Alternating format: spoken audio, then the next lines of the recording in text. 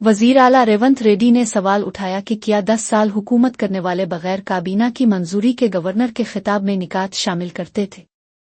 उन्होंने वाजे किया कि गवर्नर ने सिर्फ वही निकात अपने खिताब में शामिल किए जो काबीना से मंजूरी हासिल कर चुके थे।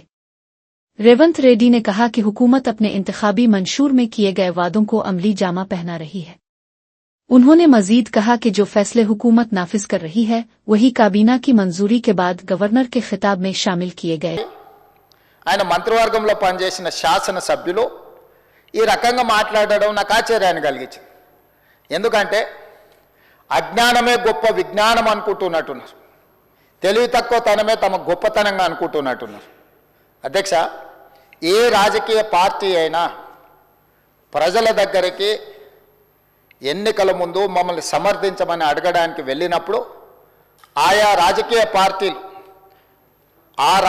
పార్టీలు రేపు ప్రభుత్వాన్ని ఏర్పాటు చేస్తే ఎలాంటి కార్యాచరణతో ముందుకు వస్తాయో, ప్రభుత్వాన్ని ఏర్పాటు చేసిన తర్వాత ఆ ప్రభుత్వంలో ఆ పార్టీ తీసుకోబోయే నిర్ణయాలనే ఎలక్షన్ మేనిఫెస్టో అంటాం అధ్యక్ష.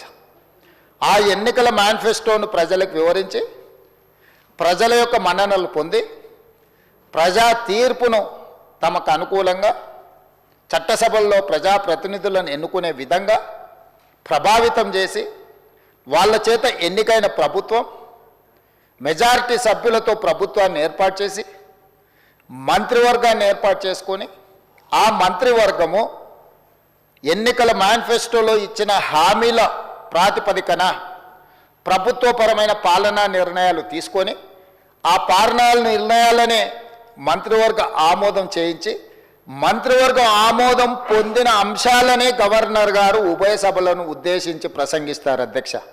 ఇది ఇక్కడనే కాదు, కేంద్ర ప్రభుత్వంలో కూడా లోక్సభ రాజ్యసభలను ఉద్దేశించి రాష్ట్రపతి గారు చేసే ప్రసంగం కూడా కేంద్ర మంత్రివర్గ वजीर आला रेवंत रेड्डी ने एक बार फिर यूट्यूबर्स पर सख्त तनकीद की और उन्हें तौहीन आमेज अल्फाज से नवाजा। उन्होंने कहा कि यूट्यूब जर्नलिस्ट्स को हम मुजरिमों के जुमरे में रखते हैं। रेवंत रेड्डी ने मजीद कहा कि अगर जरूरत पड़ी तो उनके कपड़े उतार कर उन्हें सजा दूंगा। उनके इस बयान पर सहाफती हलकों और यूट्यूबर्स में शदीद रद्द-ए-अमल देखने को मिल रहा। అందుకే అధ్యక్ష, తమరు కూడా అక్కడి నుంచి ఆదేశాలు ఇవ్వండి, దీని మీద చర్చ జరగాలి. మీడియా మిత్రులకు కూడా నేను అడుగుతున్నా, మీ సంఘాలు ఏవైతున్నాయో సంఘాల నాయకులను కూడా అడుగుతున్నా, ఎవరో జర్నలిస్టులు లిస్ట్ ఇవ్వండి. జర్నలిస్ట్ అనే పదానికి డెఫినేషన్ ఏందో ఇవ్వండి, ఆ లిస్ట్ ఇవ్వండి. ఆ లిస్టులో ఉన్నోళ్ళు ఇట్లా తప్పు చేస్తే ఏం శిక్షిస్తారో మీరు నిర్ణయించండి. ఆ లిస్టులో లేనోడు జర్నలిస్ట్ కాడు, జర్నలిస్ట్ కానోడిని క్రిమినల్ కిందనే చూస్తాము. ఆ క్రిమినల్స్ని ఎట్లా జవాబు చెప్పాలనో గట్లనే చెప్తాం. ముసుగేసుకొని వస్తే ముసుగు ఊడవికి బట్టలు గుడ్డలు ఊడదీసి కొడతా అని చెప్తున్నా. నేను తమాషా చేయొద్దు. నేను కూడా మనిషిని, నాకు చీమునెత్తురు ఉంది. అన్నిటికీ బరాయించుకుంటే తప్పులని అన్నిటిని మోసుకుంటే ఏదో కుర్చీలు ఉన్నా కాబట్టి ఊరుకుంటా అనేమన్నా ఏషాలు ఏదలుచుకురాం. అన్ని చట్టపరంగానే చేస్తా. చట్టాన్ని పరిధి నేను దాటను. ప్రతిదానికి ఒక శిక్ష, ఒక విధానం ఉంది. ఏది కూడా పరిధి దాటను, ఎందుకంటే నేను ముఖ్యమంత్రిని. చట్ట పరిధిలోనే అన్ని శిక్షలు ఉంటాయి. జర్నలిస్టులకు కూడా నా సూచన, ఎవరు జర్నలిస్ట్ वजीर आतम कुमार रेड्डी ने कहा कि प्ला राजेश्वर रेड्डी उनके पुराने दोस्त हैं, हता कि सियासत में आने से पहले भी उनसे ताल्लुक था। उन्होंने प्ला राजेश्वर रेड्डी की तकरीर में अवाम को गुमराह करने वाले बेबुनियाद दावों को मुस्तरद कर दिया। आतम कुमार रेड्डी ने कहा कि अलहिदा तेलंगाना में एससी जुमरा बंदी को कांग्रेस हुकूमत जरूर नाफिज करेगी। उन्होंने वाजे किया कि हुकूमत अवामी वादों को पूरा करने के लिए पुरज़्म। प्ला राजेश्वर रेड्डी गारू नाकु चाला पात मित्रुलु, రాజకీయాల్లో రాకముందు నుంచి కూడా నాకు పాత మిత్రులు.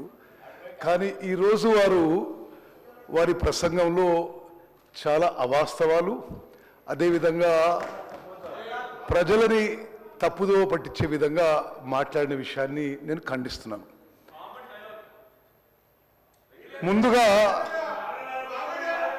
ముందుగా మీరు చివరిగా ప్రసంగించిన విషయాల్లో బీసీ కులగణన విషయంలో, అదేవిధంగా ఎస్సీ కేటగిరీ విషయంలో ఎన్నో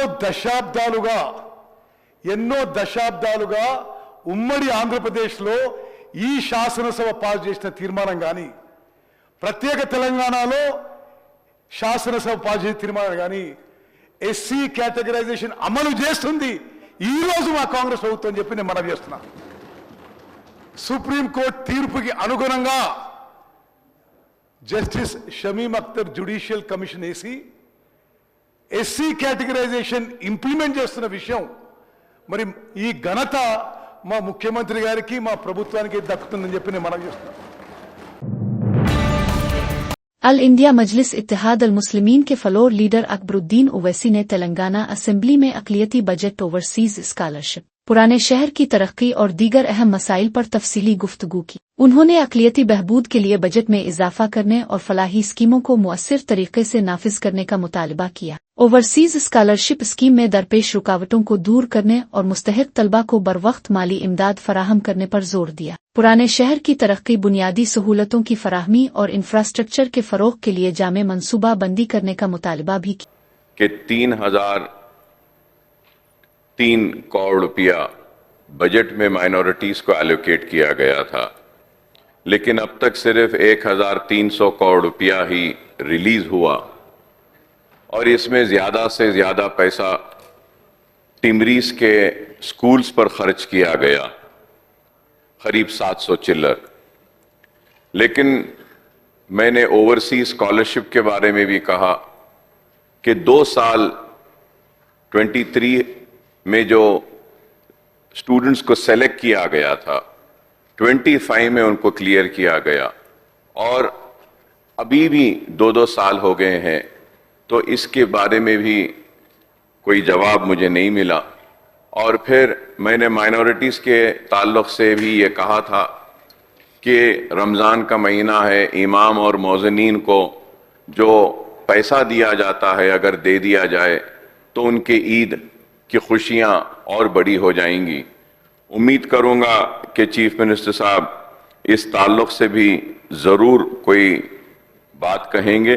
और माइनॉरिटीज टिमरीज के जो स्कूल्स हैं 9 महीने से इनका रेंट नहीं दिया गया, तो आप 9 महीने का नहीं, मैं जानता हूं स्टेट के फाइनेंशियल हालात को, स्टेटस को, कि कम से कम आप कुछ महीनों का, एक 3 महीने का अगर आप दे देंगे, 6 महीने का अगर बाकी रखेंगे, तब भी कुछ ना कुछ तो उनका कुछ फायदा होगा।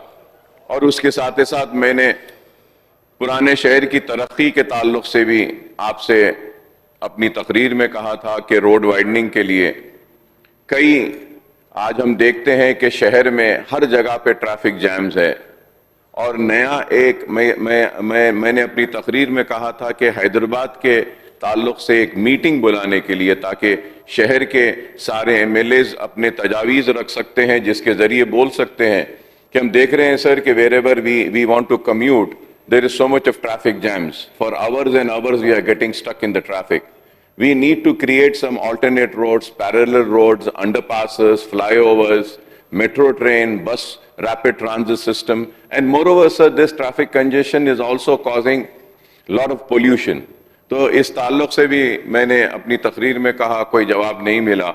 और मुझे बेहद खुशी हुई और होती है सबसे पहले कि चीफ मिनिस्टर साबिक वजीर और एमएलए हरीश राव ने असेंबली स्पीकर से साबिक वजीर और एमएलए जगदीश रेड्डी की मुअत्तली खत्म करने की बाज़ाब्ता अपील की। हरीश राव ने कहा कि जगदीश रेड्डी को असेंबली से मुअत्तल करना नामुनासिब है और उन्हें दोबारा ऐवान में शामिल होने की इजाज़त दी जानी चाहिए। उन्होंने स्पीकर से दरख्वास्त की कि वो इस फैसले पर नज़र-ए-सानी करें और जमहूरी अक़दार को मद्देनज़र रखते हुए मुअत्तली को फौरी तौर पर मनसूख करें ताकि जगदीश रेड्डी अवामी मसाइल पर अपनी आवाज बुलंद कर सके। నిన్న శాసనసభలో బీఆర్ఎస్ పార్టీ శాసనసభ్యులు జగదీష్ రెడ్డి గారిని సస్పెండ్ చేసిన విషయం మనందరికీ తెలిసిందే। దాని విషయంలో దయచేసి మీరు పునఃపరిశీలించి జగదీష్ రెడ్డి గారిపై పెట్టిన సస్పెన్షన్ను ఎత్తివేయాలని చెప్పి అప్పీల్ చేస్తా ఉన్నాం। జగదీష్ రెడ్డి గారు ఎక్కడ కూడా మీ పట్ల అమర్యాదగా కానీ ఏకవచనాన్ని కానీ సంబోధించలేదు। మీరంటే మా అందరికీ కూడా ఎంతో గౌరవం।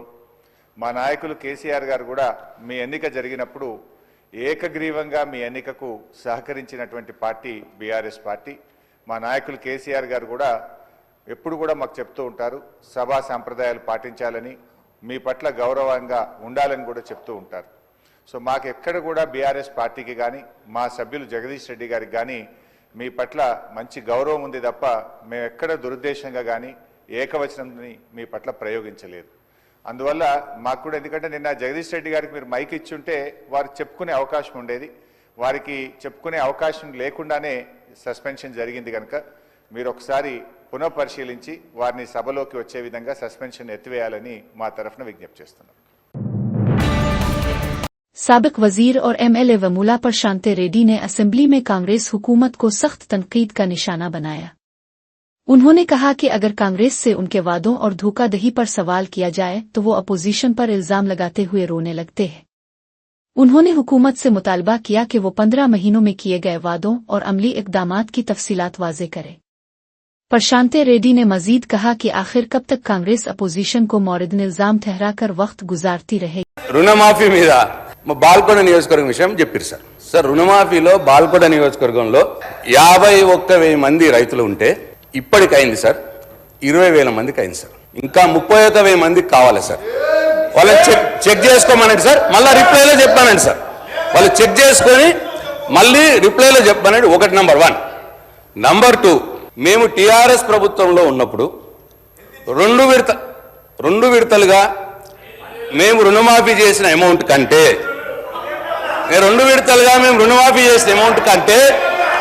మొన్న వాళ్ళు చేసిన రుణమాఫీ అమౌంట్ తక్కువ ఉన్నది అని చెప్పి నేను ఇక్కడ మాట్లాడుతూ ఉన్నాను.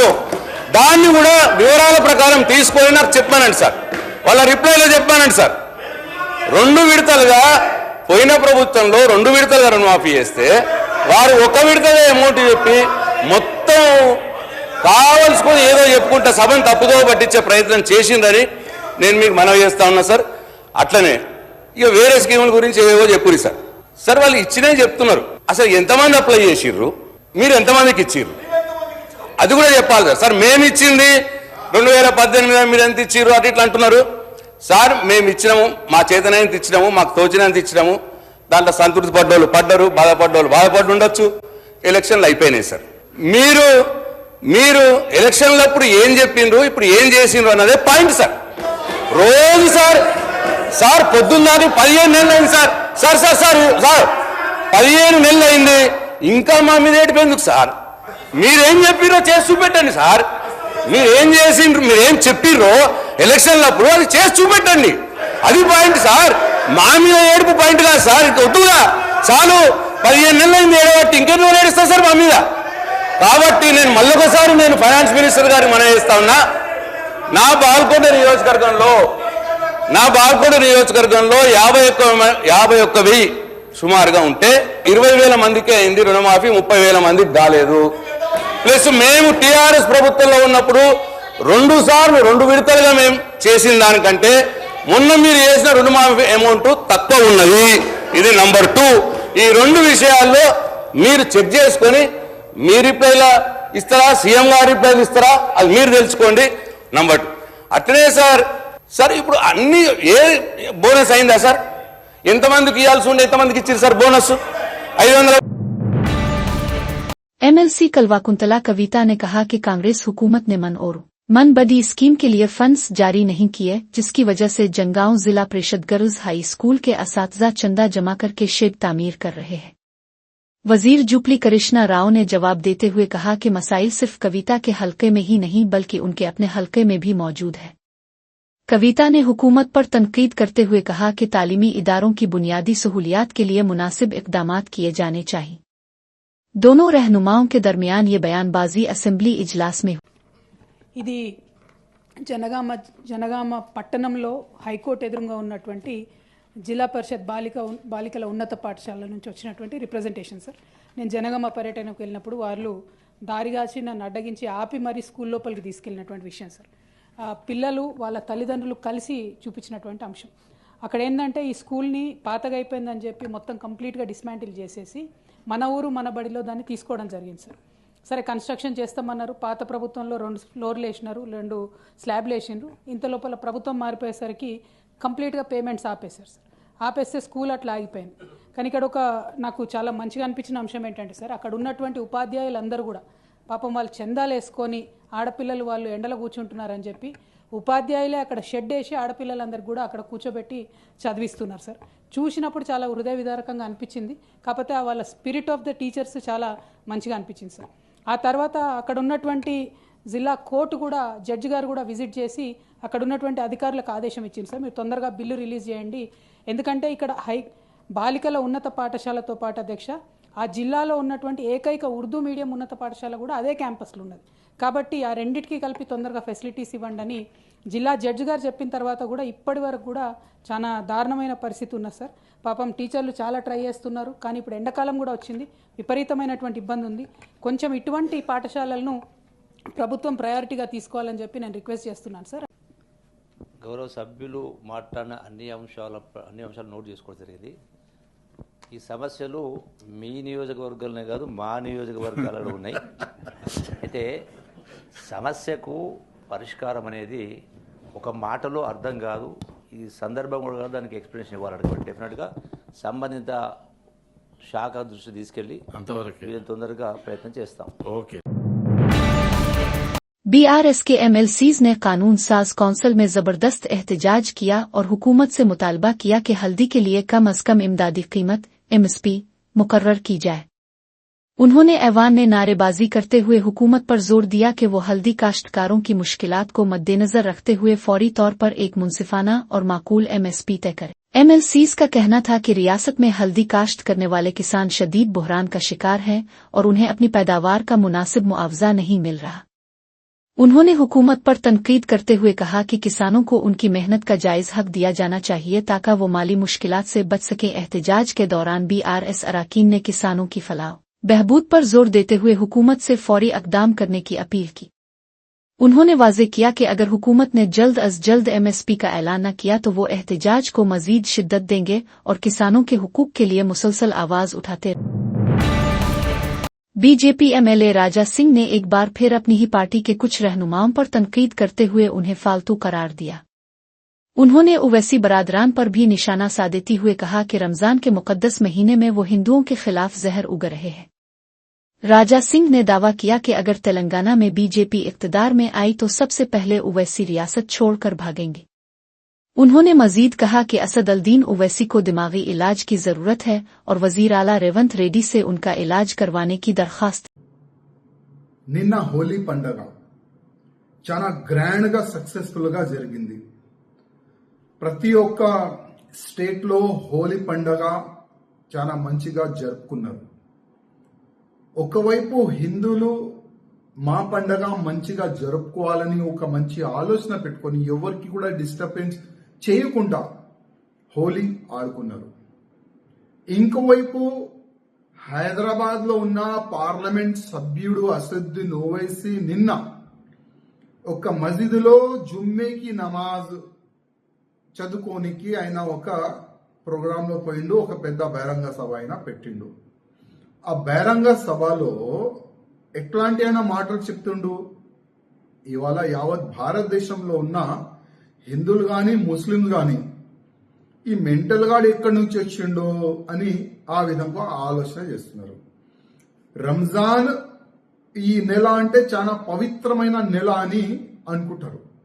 అట్లాంటి పవిత్రమైన నెలలో ఇట్లాంటి విషము కక్కుతుండు ఈ అసదుద్దీన్ ఓవైసీ. అది కరెక్టేనా? ఒక్కసారి అసదుద్దీన్ ఓవైసీ ఆలోచన చేసుకోవాలి. మేము భయపడే వ్యక్తులు కాము. భయపడే వ్యక్తులు పాకిస్తాన్ ఉరికిపోయినారు, మేం కొట్లాడతాం ఆ విధంగా కామెంట్ చేస్తుండు. అసదుద్దీన్ ఓవైసీ నువ్వు ఎంత భయపడతావు అది మాకు తెలుసు. తెలంగాణలో భారతీయ జనతా పార్టీ గవర్నమెంట్ వస్తే ఫస్ట్ ఉరికేది నువ్వే. ఈ దేశం ఇడిసి వెళ్ళిపోతావు, లేకపోతే నేను కూడా భారతీయ జనతా పార్టీ సభ్యుడు అయితా అని మా కాళ్ళ పైన నువ్వు పడతావు. అది చూసుకో. ఎందుకంటే నెక్స్ట్ వచ్చేది భారతీయ జనతా పార్టీ గవర్నమెంట్. తెలంగాణలో కొంతమంది ఫాల్తుగాలు పార్టీ నుంచి వెళ్ళిపోతే 100% గవర్నమెంట్ బీజేపీదే వస్తుంది. అదేవిధంగా యోగి గారు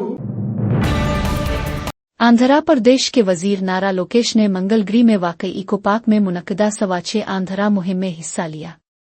उन्होंने सफाई मुहिम के दौरान झाड़ू लगाकर पार्क की सफाई की और अवाम में सफाई की अहमियत पर जोर दिया। नारा लोकेश ने अवाम से अपील की कि वो सफाई को अपनी रोजमर्रा जिंदगी का हिस्सा बनाएं और माहौल को साफ सुथरा रखने में ताउन करें। इस मौके पर मकामी अवामी नुमाइंदे, ओहदेदारान और कारकुनान भी मौजूद थे, जिन्होंने वजीर के साथ मिलकर सफाई मुहिम में हिस्सा लिया।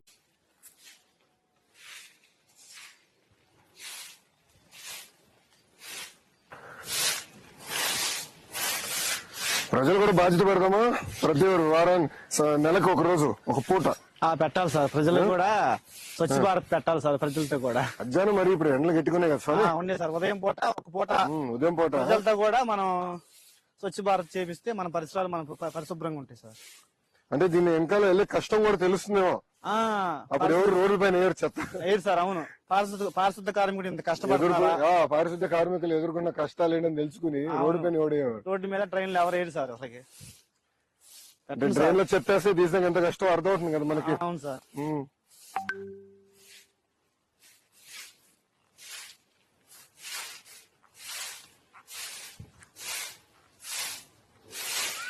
ఇప్పుడు మనకు కావాల్సిన ఎక్విప్మెంట్ అంతా సరిపోతుందా? బాగానే ఉందండి. ఆటోలు ఉన్నాయి, ట్రాక్టర్స్ ఉన్నాయి సార్, పనిముట్లు ఉన్నాయి, బిన్స్ గానీ అదే మనం అన్ని తెప్పించాము. అన్ని ఉన్నాయి సార్. మాకు ఇంకేం చేయాలి మనం? वरंगल जिला के दिगवा गोंडी मंडल के गनरनी बावी गांव में कोमाला यात्रा के दौरान बीआरएस कायदीन को रोकने पर कांग्रेस और बीआरएस कारकुनों के दरमियान तल्ख बहस हुई। कांग्रेस रहनुमाओं ने बीआरएस कारकुनों को यात्रा में जाने से रोकने की कोशिश की, जिस पर दोनों ग्रोहों में कशीदगी बढ़ गई। सूरतेहाल बिगड़ने पर पुलिस ने बीआरएस कायदीन पर लाठीचार्ज किया। इस वाकये के बाद इलाके में तनाव की सूरतेहाल पैदा हो गई। नासा के अफसरों के मुताबिक मिशन करो 10 ISS पर 15 मार्च को ही पहुंच जाएगा। दोनों खलाबाजों सुनीता वलीमिस और बाच विल्मोर की जमीन पर वापसी की तारीख अभी मुकर्रर नहीं की गई है। नासा और दुनिया के अमीर तरीन शख्स एल्विन मस्क की कंपनी स्पेस एक्स ने खला में गुज़िश्ता 9 महीने से फंसे खलाबाजों सुनीता वलीमिस और बाच विल्मोर को वापस लाने के लिए करो 10 मिशन लॉन्च कर दिया है। नासा के कैनेडी स्पेस सेंटर से मकामी वक्त के मुताबिक जुम्मा को शाम 7:03 पर फाल्कन 9 रॉकेट की मदद से ड्रैगन स्पेसक्राफ्ट को बैन अल-अक़वामी खलाई स्टेशन ISS के लिए रवाना किया गया। मालूम हो कि सुनीता वलीमिस और बाच विल्मोर गुज़िश्ता साल जून के महीने में बोइंग स्टार लाइनर स्पेसक्राफ्ट से ISS पर पहुंचे थे। उनका ये सफर काफी छोटा था, लेकिन स्टार लाइनर में दिक्कत आ गई। ऐसे में स्पेसक्राफ्ट को खाली ही वापस बुला लिया गया। इस तरह गुज़िश्ता 9 महीने से सुनीता वलीमिस और बाच विल्मोर ISS में ही दिन काटने पर मजबूर है। बताया गया है जल्द ही दोनों खलाबाजों की जमीन पर वापसी हो जाए। तिरुपति के तिरुमला में एक नशे में धत शख्स ने हंगामा बर्पा कर दिया। मंदिर के करीब माडे ओहे में वो बुलंद आवाज में कह रहा था, मैं लोकल हूँ, शराब पीता हूँ और जरूरत पड़ी तो बेचूंगा भी। हैरत की बात यह है कि सख्त सिक्योरिटी के बावजूद वो शराब पीकर तिरुमला तक कैसे पहुंचा। पुलिस इस मामले की तहकीकात कर रही है और उसके तिरुमला आने के तरीके का पता लगा रही है।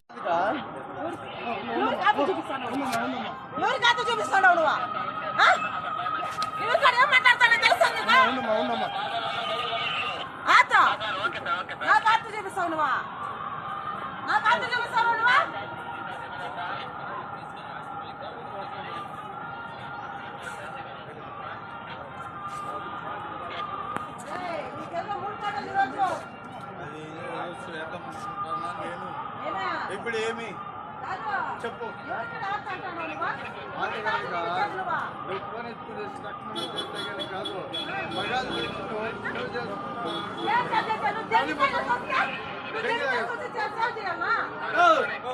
నేను లోకల్లో కొడుకునే, నేను కొండ మీద కొడుకునే, నేను దెంకి తాగుతా, కావాలంటే మందు కూడా అమ్ముతా. ఇప్పుడు ఏమి అమ్ముదులేరా? ఏ నా కొడుకు కావాలా? మీకు మందంతా కావాలా? ఏ పోలీసు వాళ్ళారా? మీకు నేను నమ్ముతా, నేను లోకల్లో కొడుకునే. ఇప్పుడు ఏం చేద్దాం? ఏమి కావాలో చెప్పు. ఇప్పుడు ఏమి చెప్పు.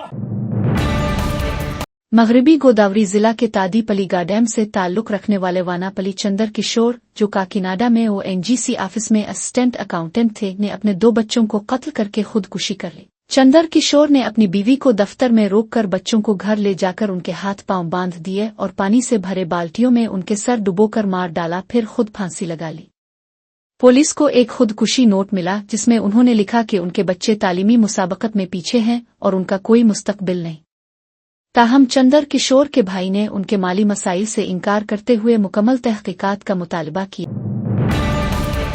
हैदराबाद के ECIL इलाके से ताल्लुक रखने वाला एक खानदान निजामाबाद जिला के बासिर की मंदिर जा रहा था। सफर के दौरान उन्होंने अपनी रहनुमाई के लिए गूगल मैप का सहारा लिया।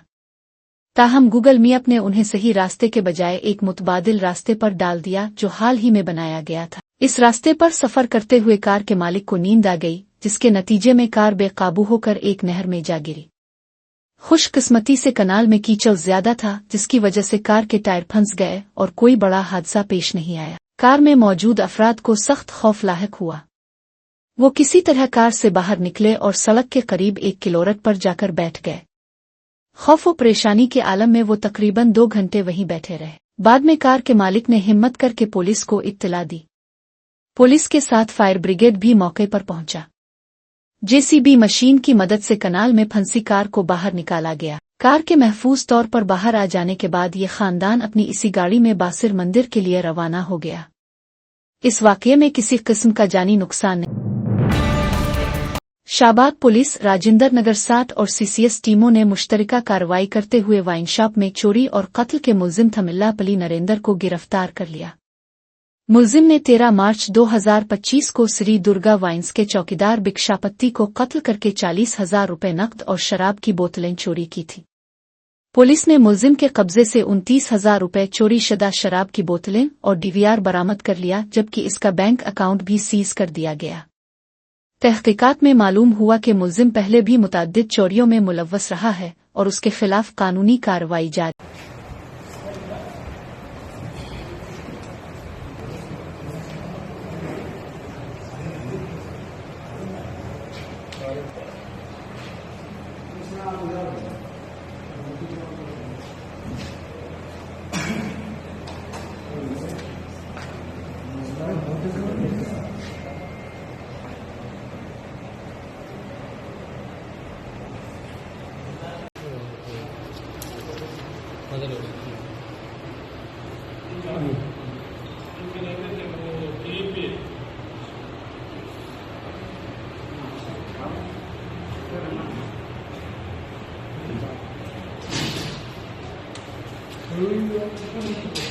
पीछे पीछे पता करिए दरगंडी अपना जी।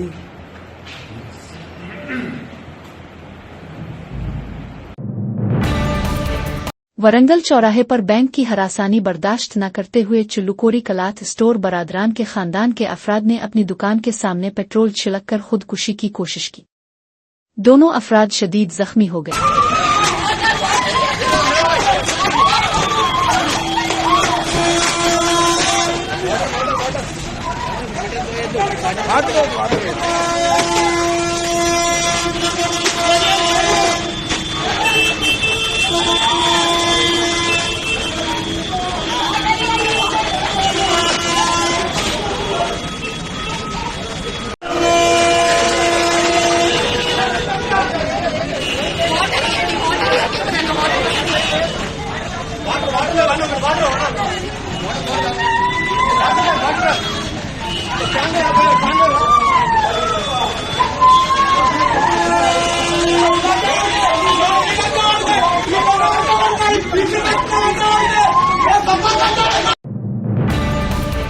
दिल्ली की वजीर आला रेखा गुप्ता ने प्रेस कॉन्फ्रेंस में कहा, बजट मुशावरत के लिए हमने किसानों को मदऊ किया था। उन्होंने अपनी तजावीज पेश की।